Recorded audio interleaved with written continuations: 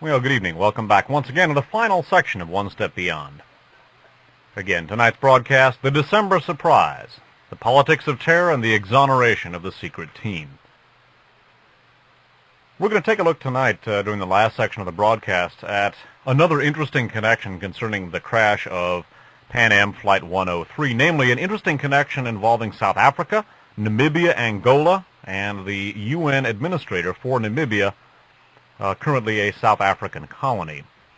The central aspects I think we want to think about in connection with the aspect of Flight 103 I'm about to look at concerns the fact that when the far right, when the U.S. national security establishment, of which the far right represents such an important part, decides to move, they decide to move, as I indicated earlier, when a move will scratch several different itches at once.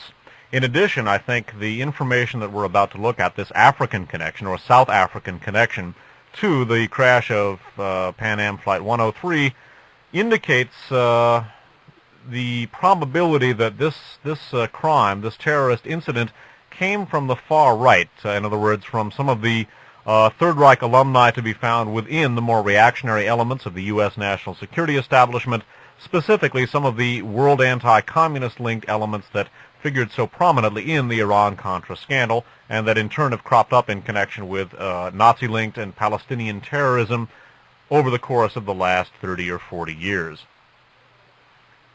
First article I'm going to read you comes from the San Francisco Chronicle of Friday, December 23rd of 1988. It's headlined, it's a Los Angeles Times story, Dateline London, headline, U.S. had a tip on jet sabotage. Subheaded, it told airlines, not public. As officials said sabotage was the most likely cause of the explosion of PanAm Flight 103 on Wednesday night, it was revealed that early this month, the State Department received an anonymous but detailed telephone tip that such an attack was coming. The department alerted all American diplomatic missions in Europe that a cell allegedly associated with the renegade Palestinian terrorist Abu Nidal intended before Christmas to smuggle a bomb onto a Pan-American World Airways flight originating in Frankfurt, U.S. and airline officials said. According to a copy of the alert, PanAm had already been made, quote, aware of the threat information, unquote. The department instructed its missions that the warning, quote, must be passed immediately, unquote, to all other U.S. airline carriers serving Europe, but it forbade that the information be made available to the public. So bear in mind, the U.S. had advanced warning of this terrorist threat, that a PanAm flight was going to be downed. There are some indications that the U.S. may have known just which flight went down. Consider the following. Again, not conclusive, but interesting, and I personally think very suspicious. Reading again from the San Francisco Chronicle, this from the previous day, Thursday, December 22nd of 1988. This is a story from the Chronicle Wire Services, Dateline, Syracuse, New York, headlined, 38 Syracuse students died in crash. We're going to ignore the Syracuse students here and take a look at another interesting detail.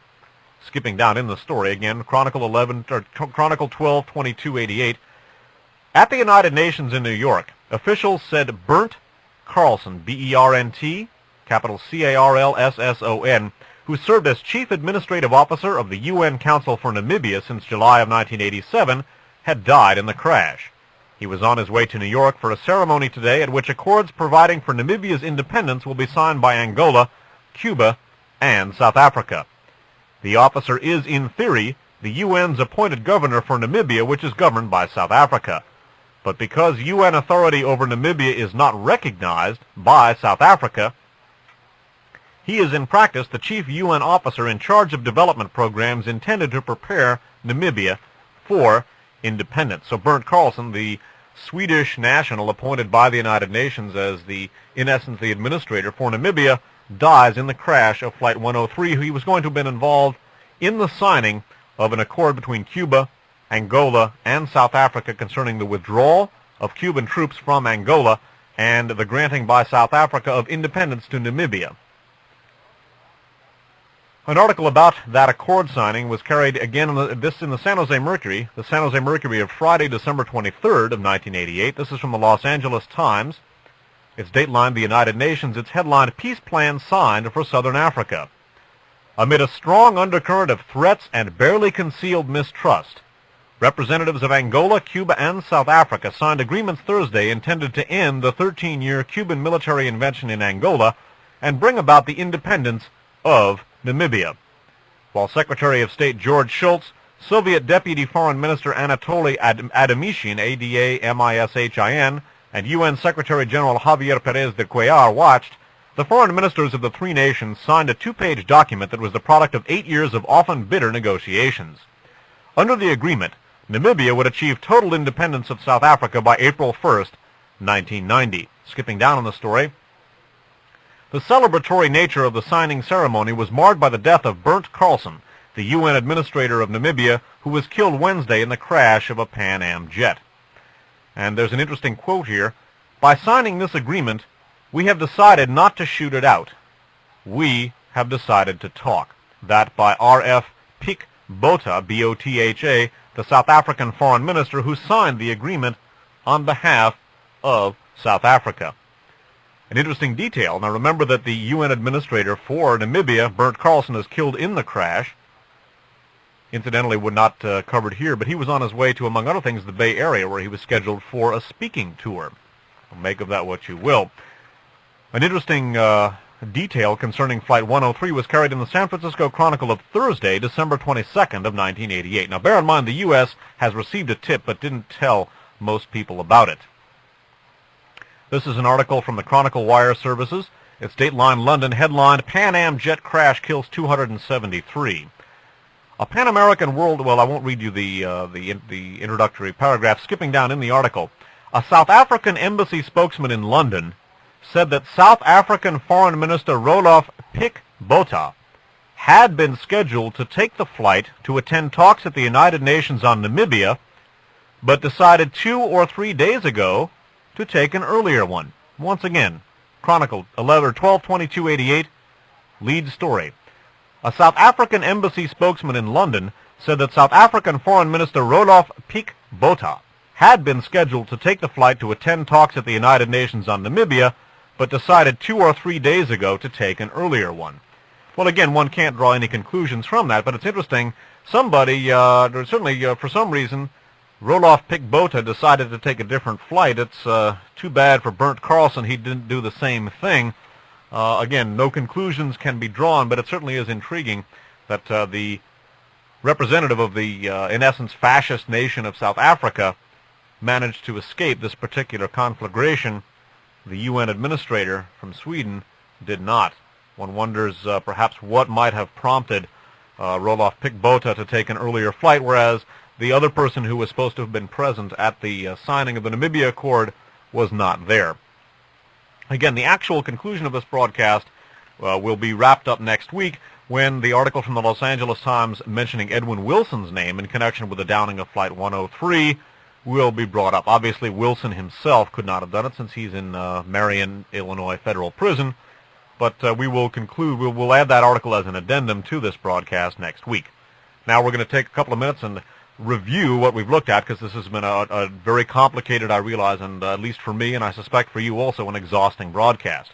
We began by taking a look at the December 2nd, 1988 New York Times revelations concerning the bust of Pizza Connection 4, as we choose to call it, a drug smuggling bust which touches on many, many different aspects of the Iran-Contra scandal. We then took a look at a San Francisco Examiner story indicating that this bust involved the same cocaine for heroin switch, which appears to have figured prominently in Pizza Connection 3 in March of 1988 of this year.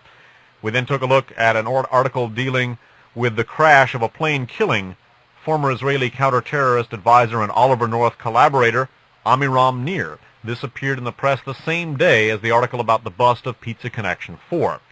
That very same day, we took a look at the decision by President Reagan, this from the San Francisco Chronicle, although all papers carried it, the decision by President Reagan not to pardon Oliver North, but not to release any sensitive documents requested by North which would pertain or compromise national security. All of those articles from December 2nd of 1988. 2 days later, Washington Post story carried in the San Jose Mercury News reveals that because of the death of Amiram Nir, it can now be revealed that Amiram Nir and Oliver North had headed up a joint U.S.-Israeli counterterrorist operation in 1985 and 86, and apparently there are significant documents pertaining to that particular operation. We then took a musical break, and we took a look at the fact that several key CIA, State Department, and DIA counterterrorist experts died in the crash of PanAm Flight 103. We took a look at the fact that maybe as many as 6 people died in that flight. We then took a look at a San Francisco Examiner story from December 23rd of 1988 linking Abu Nidal to that very same crash. Abu Nidal then surfaces 5 days later in Beirut, Lebanon, according to a report in the San Jose Mercury News. Abu Nidal linked to, among others, the very same terrorist incidents in 1985 and 86 that Oliver North and Amiram Nir were supposedly working against, although perhaps, according to one of our working hypotheses, Oliver North at least was working with those very same terrorists to create provocations. Certainly Mansour al-Qassar, tabbed by Oliver North to help him secure weapons for the Contras, linked to Abu Nidal and Abu Abbas, both key players on the terrorist stage of 85-86. We then took a look at the death of Michael Bernstein, Justice Department investigator, who may have also been looking at elements related to the Iran-Contra scandal in one way or another. We then took a look at the dismissal of the conspiracy charges against Oliver North. As I hypothesized, perhaps the bust of Pizza Connection 4, plus the deaths of the CIA, State Department, and DIA counterterrorist experts, in addition to the death of Amiram Nir, may have helped freeze some linebackers, so to speak, using that football metaphor. I suspect some people who might have been able to contribute information about the Iran-Contra scandal are less inclined to do so as a result of some of the corpses that have begun piling up. I think it can be said for sure that any documents pertaining to terrorists such as Abu Abbas, Abu Nidal, Mansour al-Qassar, any of the many bases touched by Amiram Nir and Oliver North in their Israeli-U.S. counterterrorist operations of 85 of 86 would have been deemed far too sensitive to be released to the Oliver North defense team.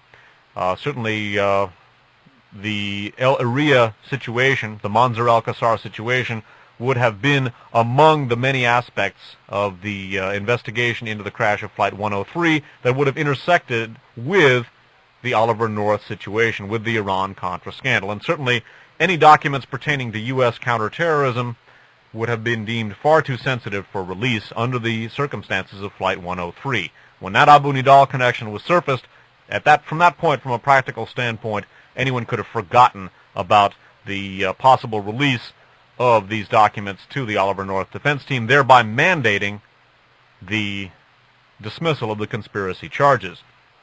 We also took a look at the fact that at virtually that same time, charges were dismissed against some people, including Adnan Khashoggi associates, people like Cyrus Hashemi, for arms smuggling, apparently in connection with the Iran-Contra scandal. We then took a look at an article which we are going to include in the archives next week. We referred to an article in the Los Angeles Times mentioning the name of Edwin Wilson in connection with the downing of Flight 103. The Triple Wilson team, of course, front and center in the investigation into the Iran-Contra scandal. And we took a look at Muammar Gaddafi, according to many accounts, the current protege of Abu Nidal, and the recent military action against Gaddafi's air forces off the coast of Libya. Again, one wonders to what extent the downing of Flight 103 served to justify that in the minds of the American public. We took a look at the fact that the U.S. had considerable advance warning of the impending terrorist attack, at least according to the accounts that have been made public. We took a look at the fact that Bernd Carlson, the Swedish national appointed by the UN as the overseer and the administrator for Namibia, was killed in that crash on his way to sign the Namibian Accord with South Africa and Angola and Cuba.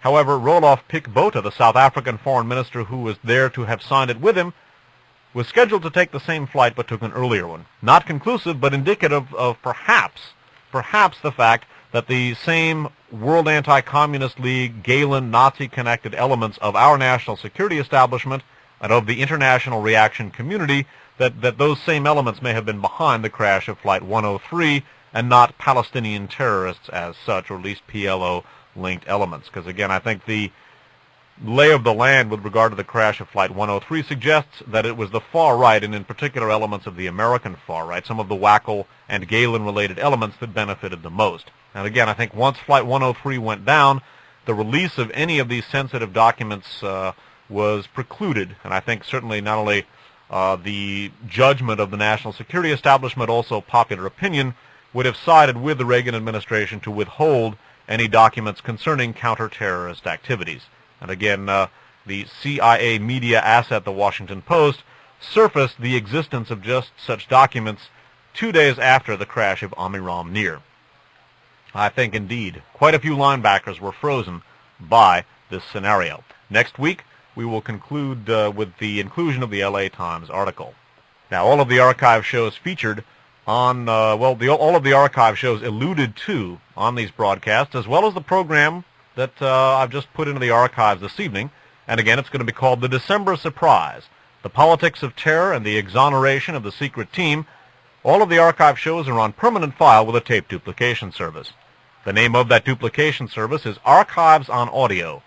That's Archives on Audio, P.O. Box 170023, Box 170023. That's in San Francisco, zip code 94117-0023, 94117-0023. The phone number is area code 415-346-1840, 415-346-1840. Write or phone to the attention of Paul. And again, neither myself nor the station makes money off of this arrangement. That's Archives on Audio, Box 170023, San Francisco, California, 94117-0023. 415-346-1840. My name is Dave Emory. Thanks so much for listening. Good night. Take care of yourselves. And again, I hope the information tonight has been made clear enough. I realize it's a complicated thesis that I've been presenting, a complicated working hypothesis. Elements of it are certainly speculative, and I'd be the first to admit it. As I like to say, food for thought and grounds for further research. But I think the fact that Flight 103's crash would have precluded the release of the North counter-terrorist documents, I think, can be put in the bank. As I say, the December surprise, the politics of terror, and the exoneration of the secret team. My name's Dave Emory. Thanks for listening. Well, welcome to the prepared portion of One Step Beyond. This evening, I'm going to complete the December surprise, as I titled this program last week. The first part of tonight's prepared portion, in fact, perhaps all of tonight's prepared portion, is going to go into the archives along with last week's broadcast. And the title, for those of you who either are listening in your car or for some reason have not been able to tape the program, the title, at Archives on Audio, is The December Surprise, The Politics of Terror and the Exoneration of the Secret Team. The term secret team, by the way, refers to what the Christic Institute, a public interest law firm that has filed a suit against many of the key players in the Iran-Contra scandal. That is what they term this group of people, this group of veteran intelligencers who have been involved in many, I would say most, of the major intelligence scams over the last quarter century or so. The term, by the way, was borrowed from Colonel L. Fletcher Prouty, former Air Force focal point officer, who used the term secret team as the title for his landmark book about the U.S. intelligence agencies in calendar year 1969. I'm going to give you a rundown now of what we're going to listen to. We're going to begin with a column from the San Francisco Examiner by Mary McGrory, a nationally syndicated columnist, in which she ruminates about the significance of Bob Woodward of the Washington Post's disclosure that the late Amiram Nir, an Israeli counterterrorism expert, and Oliver North had cooperated on joint U.S.-Israeli counter-terror operations in calendar years 1985 and 6. Most of what could be subsumed under the Iran-Contra scandal, or most of the aspects of the Iran-Contra scandal, I should say, could be subsumed under the name counterterrorism, and no doubt have been. We're going to take a look at Mary McGrory's speculation concerning the significance of Bob Woodward's disclosure. We hinted at that significance last week.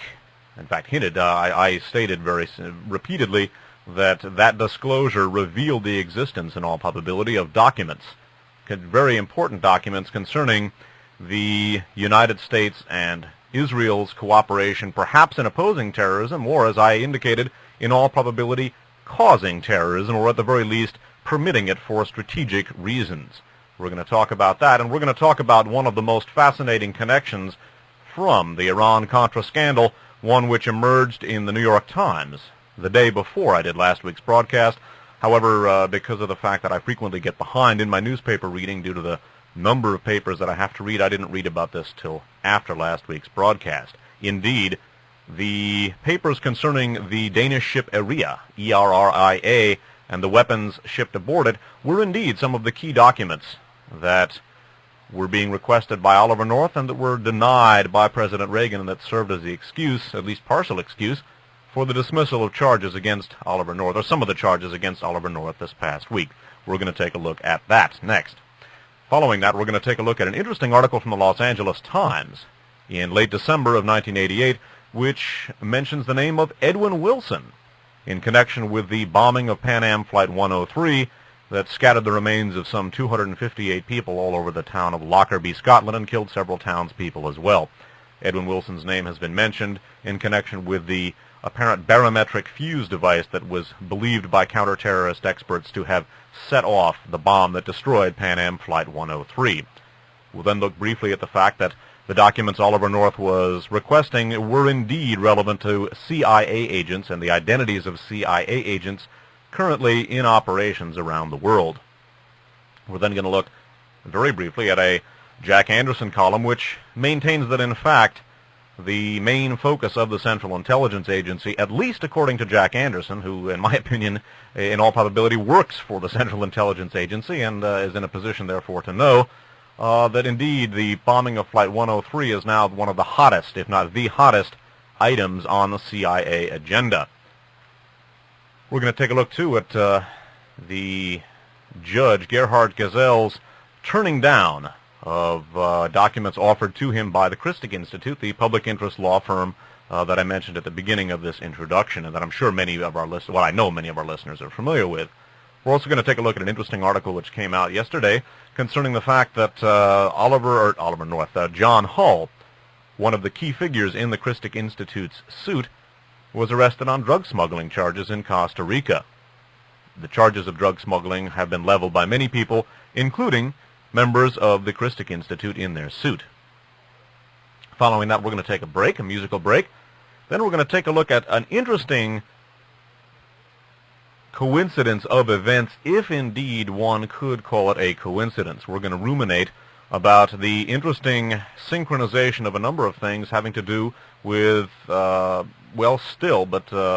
for not for much longer, U.S. prosecutor Giuliani, Rudolph Giuliani, who has announced his retirement in New York.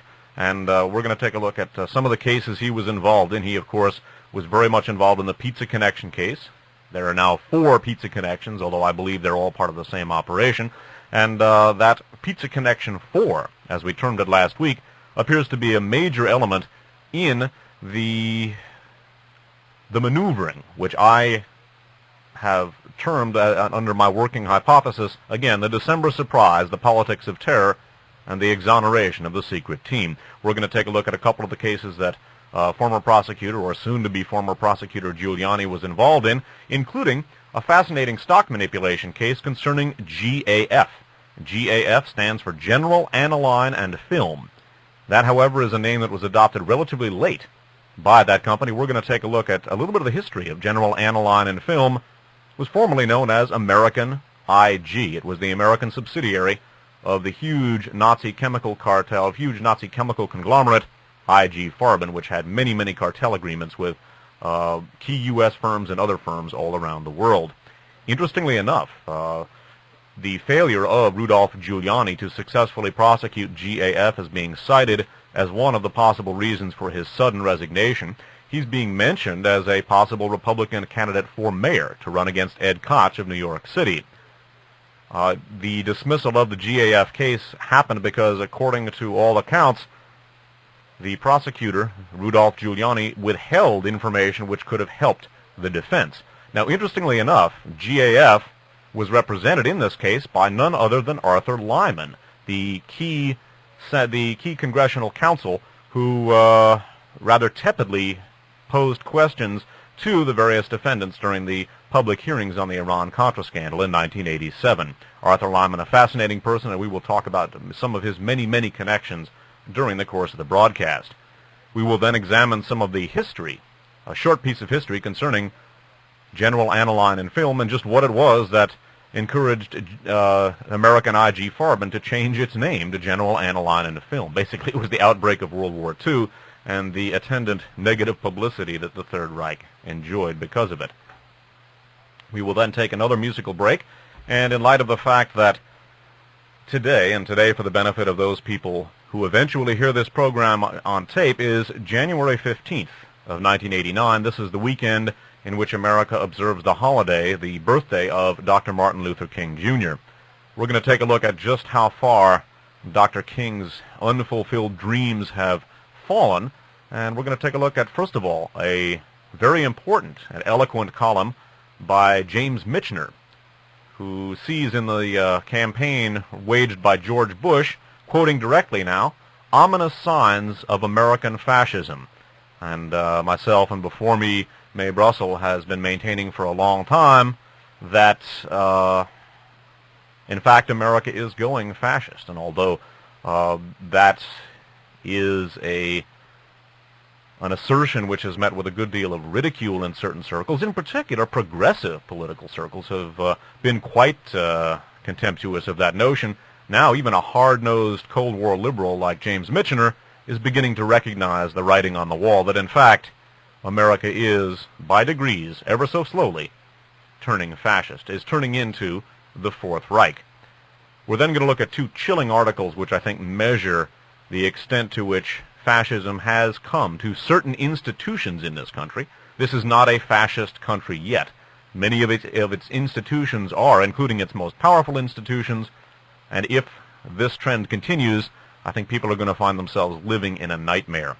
We're going to take a look at a chilling article researched for us by a listener, this from the Deseret News of Salt Lake City, about the Ogden Police Department, that's Ogden, Utah Police Department, hearing lectures concerning the international Zionist Marxist conspiracy and the inferiority of blacks, the racial inferiority of blacks. They are hearing this from an Aryan Nation spokesman, although he maintains he's not connected with them. I think it's pretty clear that he is part of that same political milieu and has documented connections to the Hayden Lake people. We're then going to take a look at an article in a similar vein from today's San Jose Mercury News, in which the San Bernardino, California Police Department has been experiencing some very disturbing racial troubles, and specifically the Aryan Police Officers Association has been harassing black political recruits. That's what we have on tap for this evening, and, well, here we go. Let's begin with the first of our articles. The first of these stories comes from the San Francisco Examiner of December 8th, 1988. This is a column by Mary McGrory, and it's Dateline Washington headlined, "A Paper Trail to Freedom." It is now considered bad form in Washington to talk about events that occurred before November 8th. Any references to the Iran-Contra scandal, which occurred a century ago in the current memory frame, are out of order. So are recollections of the nasty campaign conducted by the president-elect. But the past does intrude. Now, Amiram Nir, the Israeli counter-terrorist official and man about the arms deal who declined to appear before the Iran-Contra committee, has testified from the grave. Nir, who was deeply involved, Oliver North has fingered him as the perpetrator of the diversion scheme, died in a mysterious plane crash over Mexico last week. But last June, he gave a long, hold-for-release interview to the Washington Post's Bob Woodward. Why? We do not know. Nir claimed there was a U.S.-Israeli agreement that authorized certain undercover joint operations. The White House and the State Department swear they can't find any document in support of his claim. If found, it could form an umbrella over North's contention that he was at all times carrying out official policy. There's a very important paragraph. The mere mention of its possible existence could make it even more unlikely that North will ever stand in the dock. His lawyers could add the phantom paper to the 3,500 classified documents they are already seeking as essential to his defense. The fight over the documents has dragged on for months. The interagency group that decides on their fitness for exposure is contesting the inclusion of facts that are already on the public record. That last sentence again. The interagency group that decides on their fitness for exposure is contesting the inclusion of facts that are already on the public record. The judge in the case, the redoubtable Gerhard Gesell, a pillar of rectitude and legal correctness, is operating under the assumption that the President of the United States is anxious to see that justice is done in the case of a former subordinate whom he regards as, quote, a national hero, unquote. His Honor warned the President that he will bear the burden of calling off the trial if he withholds vital defense evidence. Reagan promptly and even proudly responded that he could not possibly authorize the release of documents that would reveal state secrets. Far from fearing that he will be seen by history as a chief executive who quashed the trial of a man who could embarrass him and even call him as a witness, the commander-in-chief once again wrapped himself in the Patriot's mantle. It's the perfect way out. It would relieve Reagan of the tedium of pardoning North. It would also excuse George Bush from the same dilemma. Thus, there would be no blot on Reagan's exit as a world peacemaker and Bush's entrance as a domestic healer. And the country would be spared the spectacle of a Marine who now gets $25,000 per lecture doing time. Well, there are a number of things to comment on in this column. First of all, this column points very distinctly towards exactly the same working hypothesis that I have been presenting in the course of this two-part archive show. Again, the December surprise, the politics of terror, and the exoneration of the secret team. Now, recall some of the information covered last week.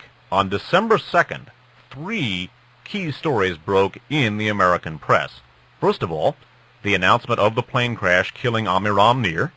That same day, there was a very, very important article dealing with a huge, huge mafia narcotics bust, which we termed Pizza Connection 4. This is the third case growing out of the original Pizza Connection case. The first Pizza Connection case was a mafia and P2-related organized crimes heroin smuggling operation in which the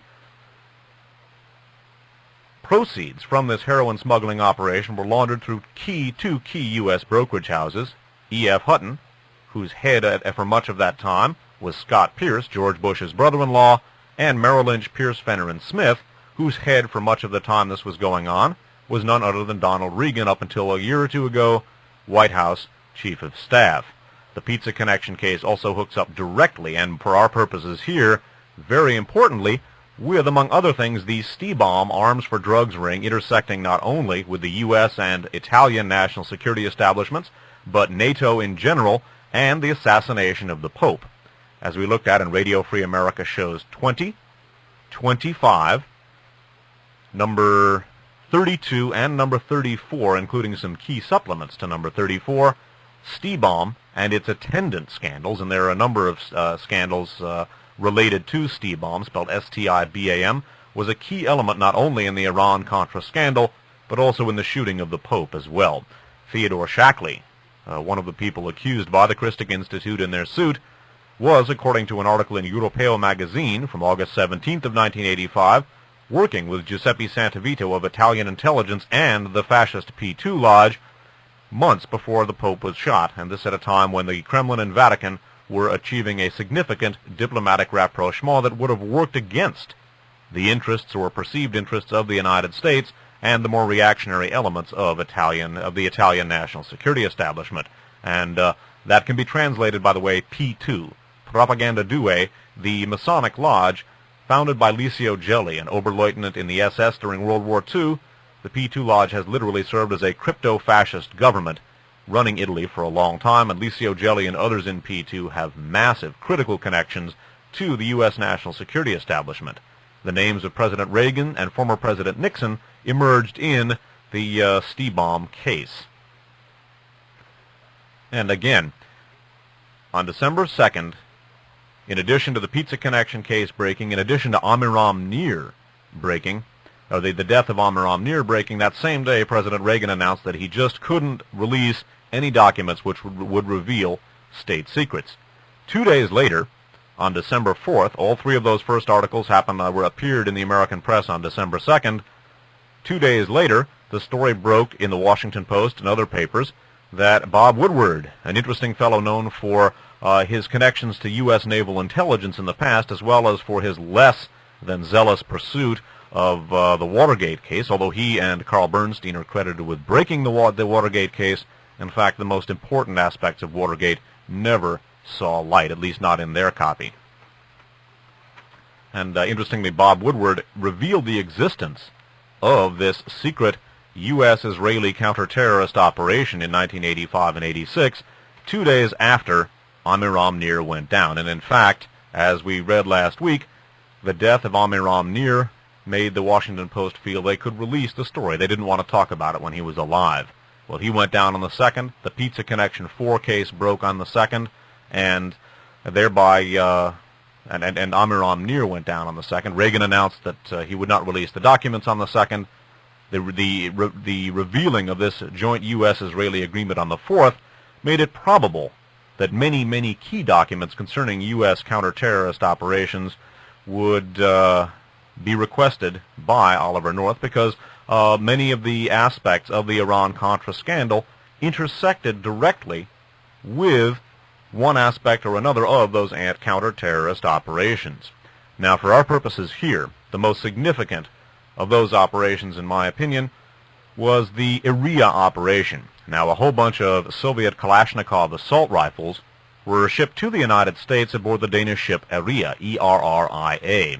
Now, the most fascinating aspect of this, in my opinion, and the most significant, in my opinion, is the fact that the major weapons broker, or one of them, at the European end, or actually Middle Eastern end, was a fellow named Manzur el-Kassar, described in the popular press as not only a drug dealer, but also an arms supplier and terrorist associated with, and this is very important, not only Abu Abbas, a radical Palestinian affiliated not only with neo-Nazi elements, but connected with such terrorist incidents in 1985 and 86 as the Achille Lauro hijacking, in which an American Jew, and a disabled American Jew at that, Leon Klinghoffer, was thrown overboard. I'm sure many people remember that particular incident. In addition, Manzur el-Kassar is connected with Abu Nidal, the Palestinian terrorist who has been described as an anti-Arafat radical. It's also been suggested that he's an Israeli and perhaps American agent provocateur, a hypothesis I favor personally.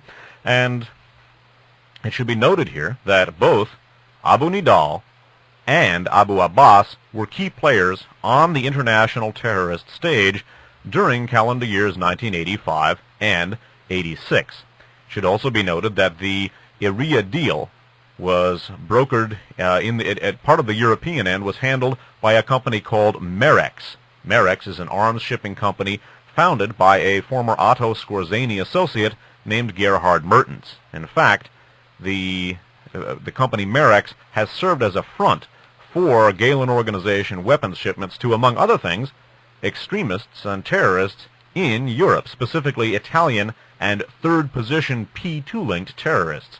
Taking a look at that in Radio Free America shows. Well, we actually took a look at Merex in Radio Free America 19, part of the Pope shooting series. We came back to Merex in a big way in Radio Free America number 32, and again in a supplement to Radio Free America 34. Otto Skorzeny, of course, Hitler's commando chief during World War II, a fellow who jumped to the CIA along with Reinhard Gehlen, Hitler's intelligence chief for the Eastern Front during World War II, who jumped to the CIA with, for all practical purposes, his entire organization. That organization became, in turn, the CIA's Department of Russian and Eastern European Affairs. Then it became, for all practical purposes, the NATO intelligence organization, and finally, it became the BND, the Bundesnachrichtendienst, the West German intelligence service, which it is to this day, with the former junior members, the guys who were 23 and 24 at the end of World War II, who still had many, many years, or still had a lot of combat experience due to the depletion of German manpower near the end of the war. Those people are now the senior officials. Obviously, Gehlen and some of the older people have passed on to their ultimate reward. Interestingly enough, Ottfried Hepp, a prominent German neo-Nazi and a third-position fascist, is very closely affiliated with Abu Abbas, a fellow who, again, is one of the two main terrorists associated with Mansour el-Qassar. Now, one of the main theses that we have been entertaining over the years on this program, and one of the most important of the many pieces of landmark research done by Mae Brussell, is that the U.S. national security establishment, largely due to the influence of the Gehlen Organization at the end of World War II, has adopted as a main strategic ploy what is known as provocation. Provocation is when you set up a terrorist incident or an incident to be blamed on one's opponent. This serves to not only discredit the opponent, but frequently to serve as a pretext for action. We've taken a look at that in a number of archive shows. Mae Brussell developed that in her landmark article in The Realist in 1974, The SLA as the CIA. May, in studying the machinations of the Reagan gubernatorial administration here in California, had correctly deduced that the terrorist incidents and the many California violences, as she called them, the SLA, the Manson family, the People's Temple, the Zebra Killer, the Zodiac Killer, etc., that many of these things were in fact being set up by the government in order to justify the establishment of police state and fascist tactics, specifically a denial of civil liberties. When the Reagan administration, when Reagan moved to Washington, that same scenario, the scenario of provocation used by the Third Reich at the Reichstag fire to obtain dictatorial powers, used by the Third Reich at the Gleiwitz border station with Poland to justify their invasion of Poland, and many, many other provocations figured prominently in the history of the Third Reich. That tactic has been employed in a big way by the United States. We're now going to turn over this cassette tape. Those of you who are listening by tape will hear the rest of this program on the other side.